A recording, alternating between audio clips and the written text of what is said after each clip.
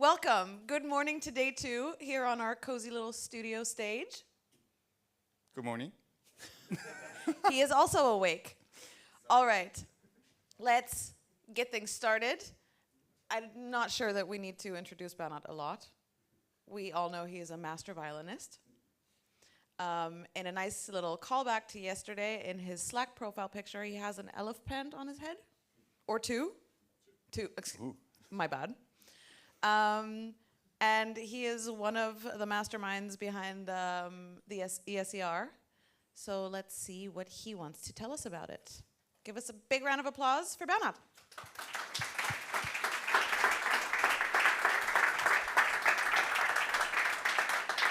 And one last thing, don't forget to submit your questions. Thank you. Hello, fellow Neosians, and welcome to this year's episode of the Graph Theory Hangover Talk. No, I'm just kidding, we're just talking about testing content graphs. And don't be bothered too much with this one. That's just the dependency graph within the event source content repository's test suite that we will have a closer look at. So, I'm Bernhard.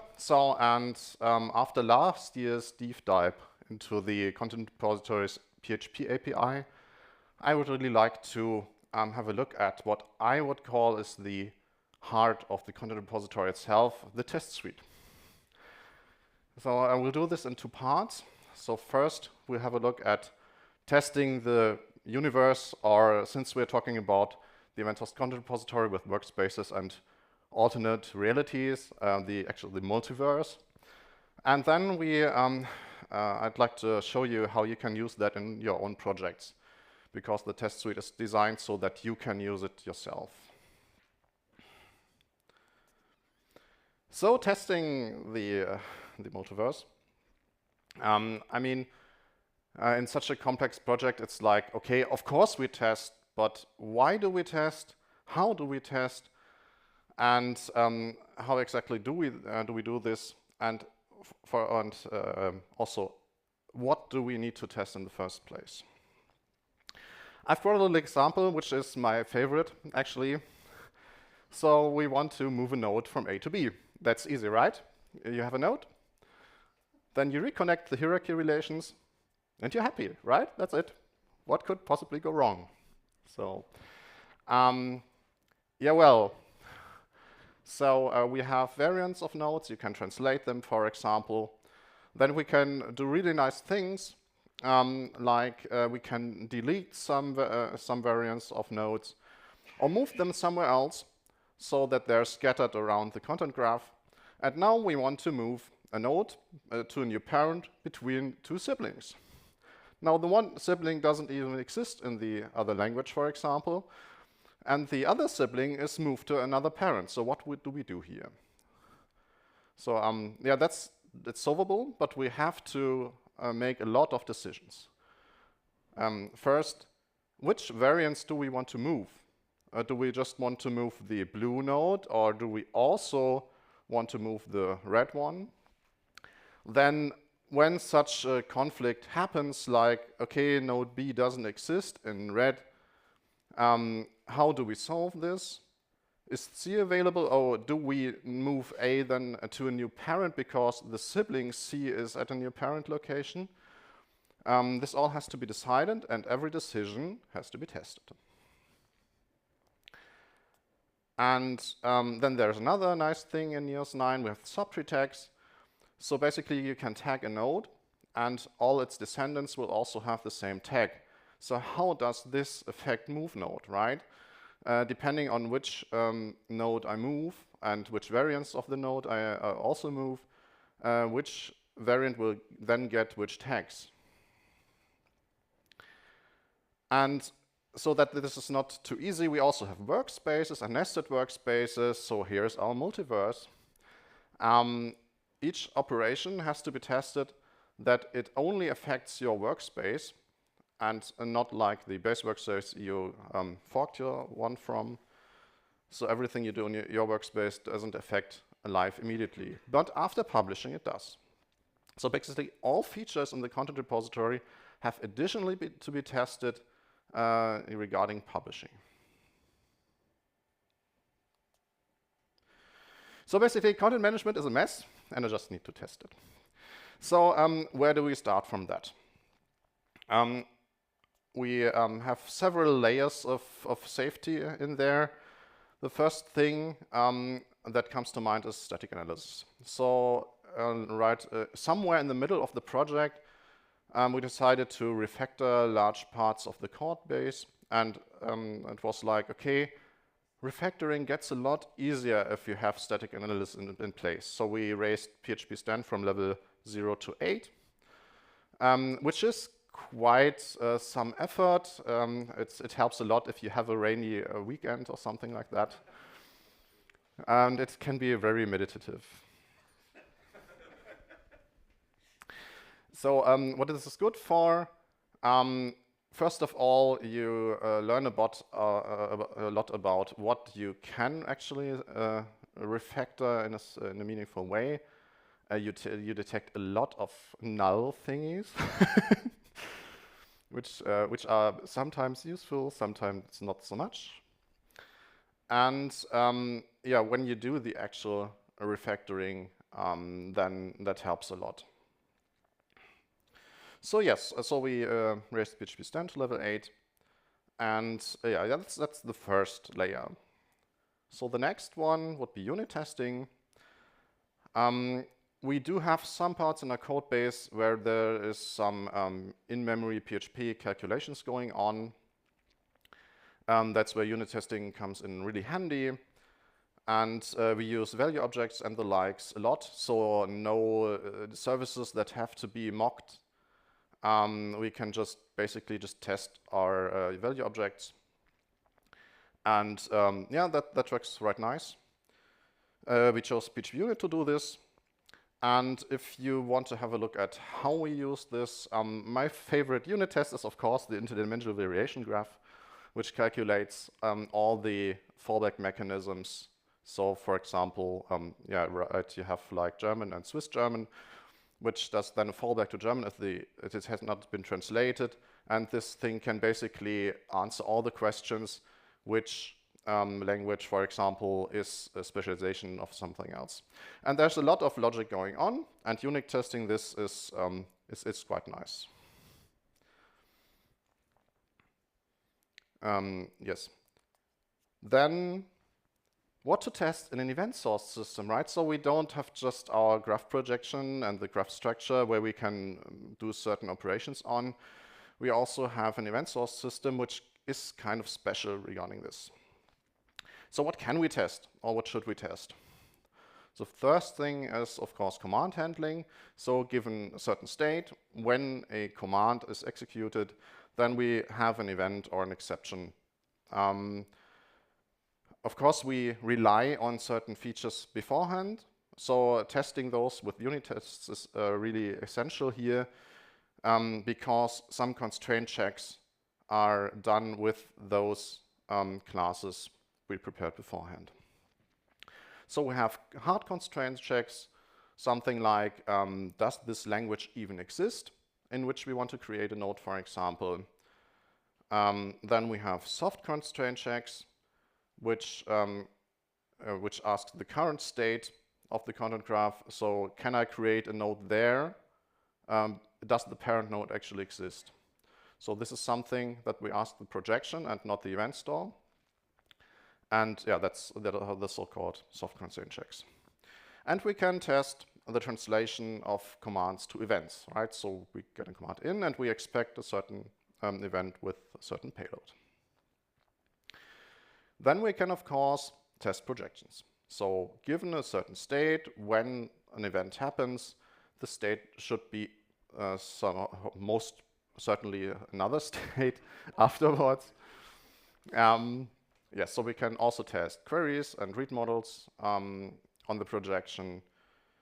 And the good thing is, in case of an error, we can just replay the projection, right? So it's not so super important to test it. The thing is, yeah, soft constraint checks. right? So if we do not properly test our projection, but rely on the projection to then take decisions in the command handling, we're basically screwed, right? So let's not test the projection, but test it really thoroughly.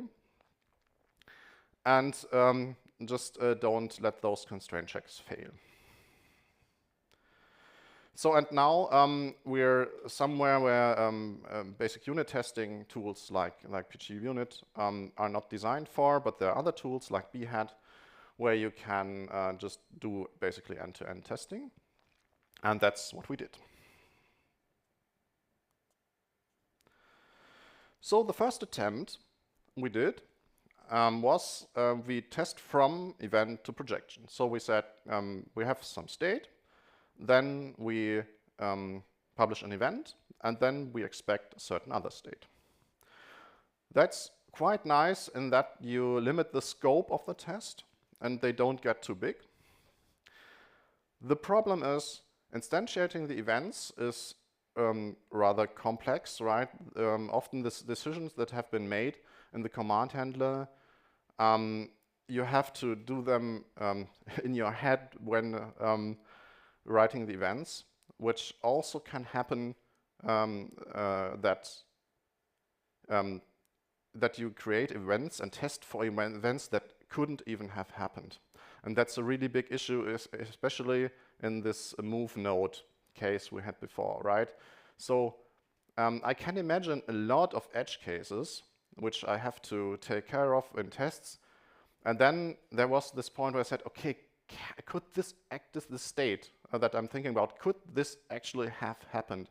And often, no, this couldn't have happened in the first place, so I don't have to test against it. So what we did next was, okay, we start a step earlier. We say, okay, we have a given state, then we send the command.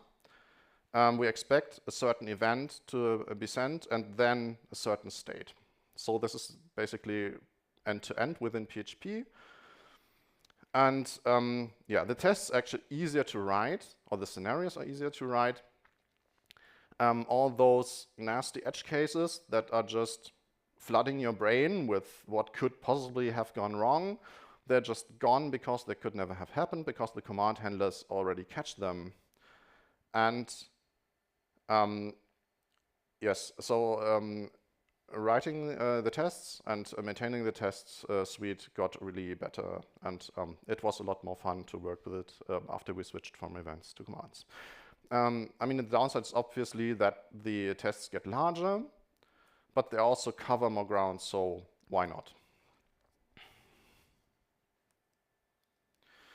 So I guess the most important thing of all is divide and conquer. You can't just test the whole system at once. You have to define some classifications or distinguishing between features so you can even grasp what you're doing.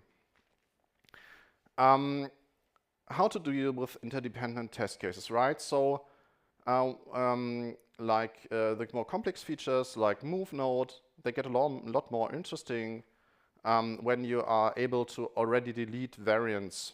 So you move something with its translation somewhere, but the translation parent has been deleted. You have to test for that behavior, so this should obviously throw an exception because it doesn't make any sense. But you have to already have tested remove before you can properly test move. So you have dependencies between that.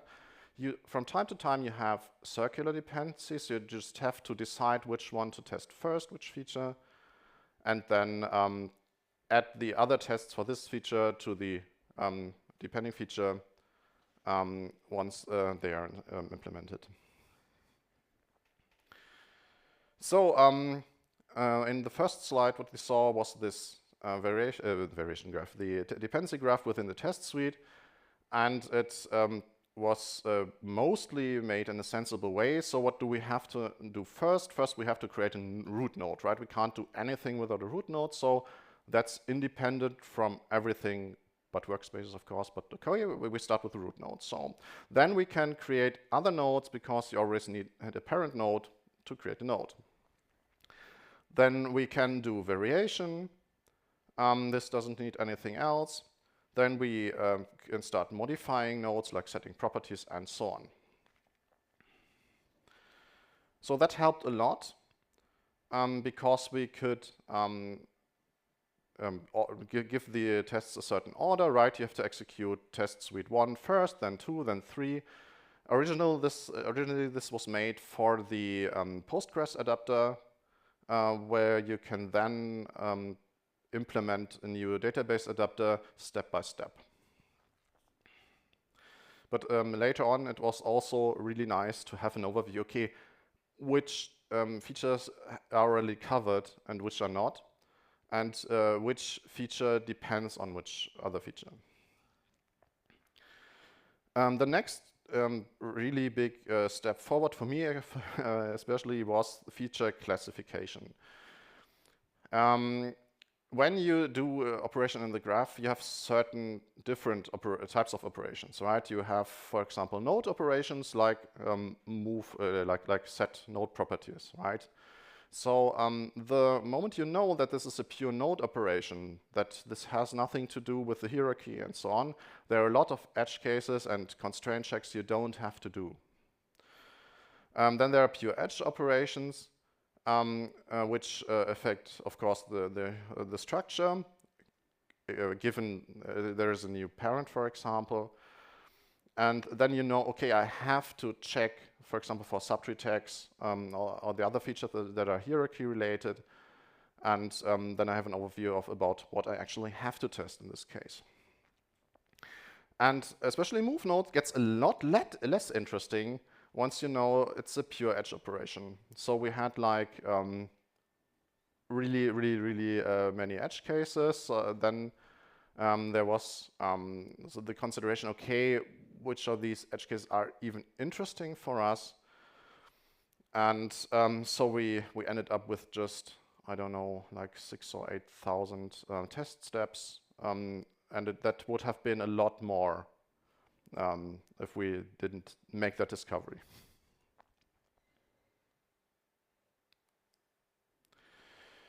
So an example. So we have talked a lot about theory. Now let's look how this actually looks like in the Behat test. So first, we have our adapters here declared. So for example, this move node test is just implemented for the test implemented in general, but only the general debug adapter passes this test. The Postgres adapter will be added soon, TM.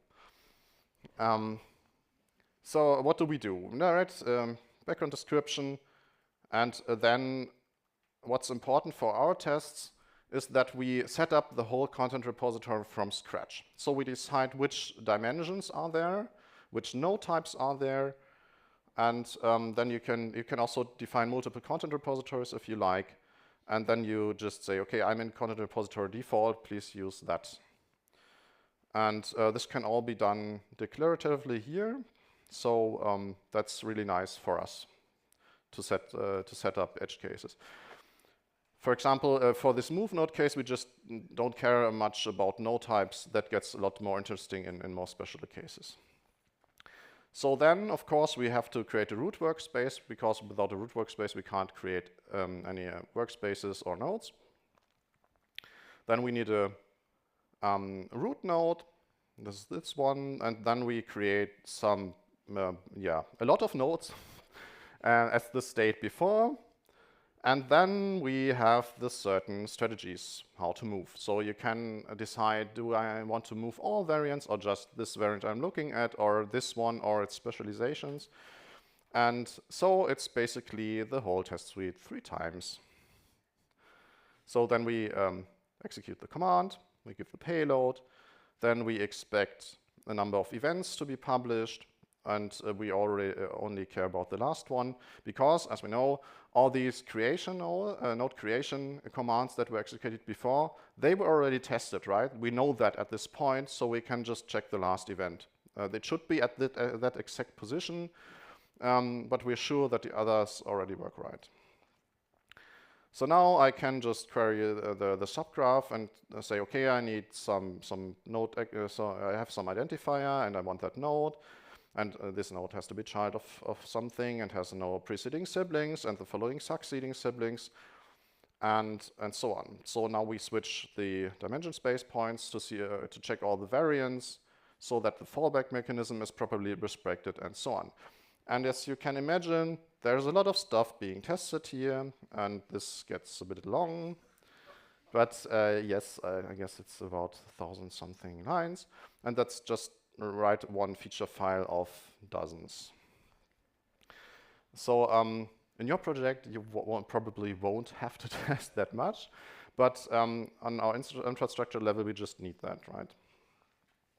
So here you can see also the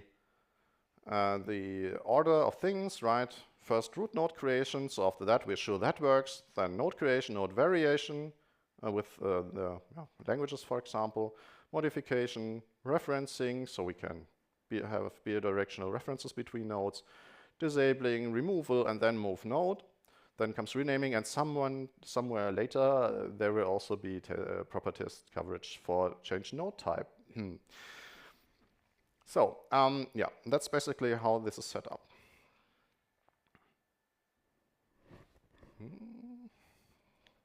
Almost the right one.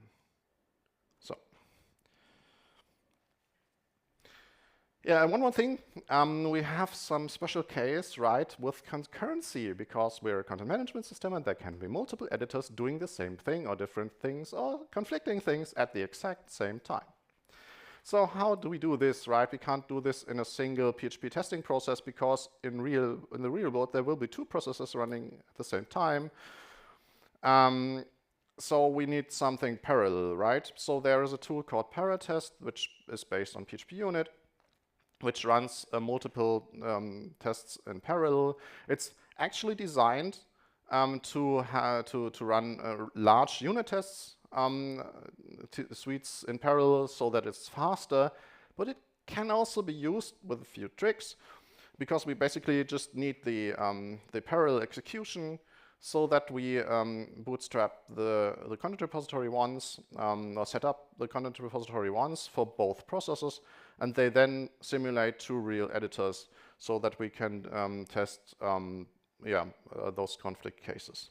We don't need that too much. It's also quite a hassle to bootstrap the content repository from scratch without any framework support, but it works, and so why not? So now the interesting thing. So I mean, it's really nice, right, for you to know that we test this so thoroughly, but it would be nice if you could use just those features yourself, right? Because, for example, you write an importer, then you would like to define some state, then run your importer, and then test the new state. Would be helpful, right? So yes, that's the case. So what do you need for that? The CR test suite itself is a separate package, which you can just require as a dev dependency via Composer. There's an integration package for the registry. So you saw in these examples, we always set up a new content repository from scratch. That's not what you want to do, right? You want your configuration to be loaded, and then everything executed with your given node types, your dimension config, and so on. So that's already covered. There's a test suite for the registry, which is used by Neos internally. And what you actually need is just PHPUnit if you want to do unit tests, or pure Behat, and of course a database, right? Because you have to write the nodes somewhere. So basically that's all you have to do in Composer. Then setup. I have an example here. So you have to set this up, right? You have to bootstrap Flow so that the registry can work. Then you need the test suite trait, which has all these nice when command create node, aggregate with node was executed, and so on. These are all integrated there. Then we have the subject provider from the registry, where you can just say, yeah, please use the content repository that we have in our project. And you can have your custom traits, which in my case was the Starship initialization, which had some helper methods to set up, right, the Starship, what else? And yeah, then you have to initialize the whole stuff. Then you can implement your own steps. That's basically just pure Behat. One question, who of you uses Behat? Okay, so you basically already know that. For this, it's basically just PHP methods, right? So in this case, we have this React PHP Ratchet server running in the background that has to be started. And then we can just initialize some game master that starts issuing commands to certain consoles in the Starship. And you can also do more mundane things like starting your importer, right? That's not too hard. Because Flow is already bootstrapped, you can just inject stuff, and that works out of the box then. And then you just write the test, basically just like we saw before, right? So you just say, okay, the stage is set. Initialize content repository default, so this is easier for you then. You just have to say, okay, I have the default content repository and nothing else. Please just use that, thanks. And I am in that content repository, then I set up the Starship with registry number 75567. Who knows the Starship? Some of you. So, and then you can just use our custom testing steps like, okay, I want to add a few more nodes. And I start the LCAS server, and then the game master queue is logged in, and then someone has some console output. Or just really test your importer. And then you can basically just run them with a composer script, right? Yeah, that's not too hard. So basically just go to your directory, run Behat, and be happy. Except, for example, if you need flow authentication or so, then you have to do a few flow tricks. But I think there's quite some documentation on that. Or you just look into the flow Behat tests themselves. It's right there. So considerations. Can I run this in my CI? So the problem, or my problem in the beginning was, okay, can I actually do this in a large scale? And I mean, the first set of tests, the first 8,000, I think there was, they took like half an hour to run. It was like, okay, do I really want to do this in my regular project? And yeah, we sped that up a bit. So just for the CR test suite itself, there are about 12,000 test steps by now. There are, I think, 300 or 400 Behat scenarios, and they take less than 2 minutes. And I don't think you will write 12,000 test steps in your project, so that should be actually doable in a couple of seconds. So yeah, just do it. And then, yeah, the thing about Fusion, right? So doing this in PHP is really easy, and I mean, I do a lot of integration in Neos in PHP because of type safety and so on. And then it's really easy to just test this. But we also have Fusion tests in Behat and Neos 9, so you can have a look at the Neos package, how it does it. So you could even set up content repository, your content repository, add a few nodes, run some Fusion code, and see what happens. So conclusion, so is it worth the effort? I'd say yes, by all means.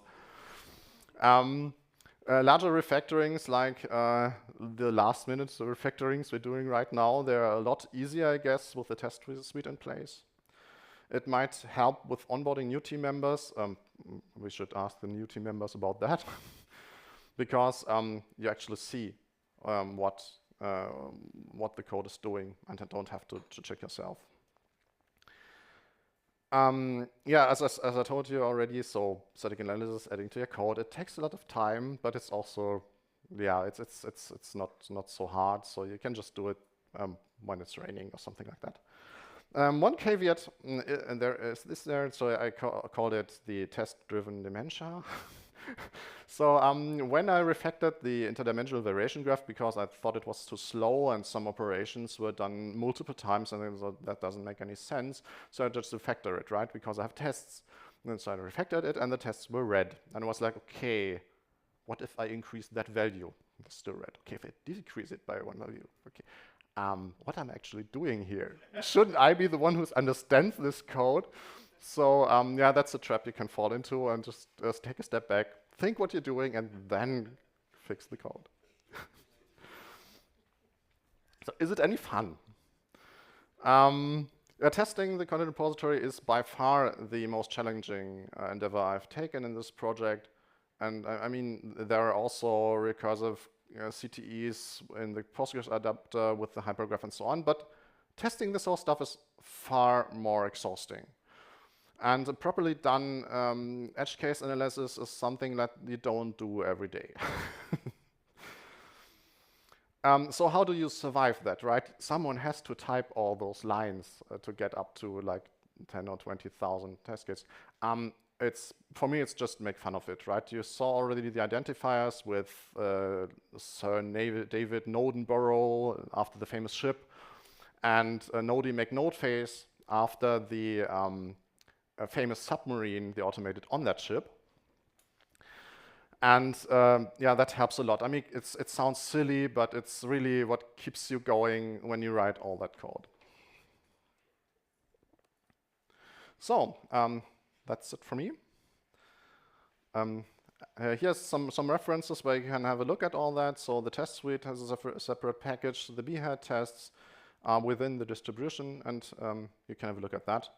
And yeah, questions?